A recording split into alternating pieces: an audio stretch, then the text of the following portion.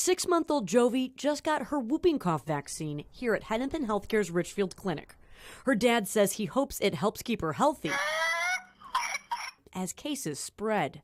As a parent, I have to make sure she's vaccinated. Cases of whooping cough, or pertussis, are on the rise right now. As of December 5th, the Minnesota Department of Health was reporting more than 2,300 cases statewide. That's the highest since 2012. I think a lot of us have gotten out of the habit of going to the doctor, about getting checked up, making sure we're up to date on the things we need to. He also says whooping cough can be stubborn and can spread for weeks. So anyone who has symptoms and a fever that lingers for more than 2 to 3 days should consult a doctor. There is a treatment. We have a good set of antibiotics. Okay. Perhaps even more importantly, we know that it can be prevented, meaning we can give medicine to family members of an exposed or infected individual to help prevent the spread.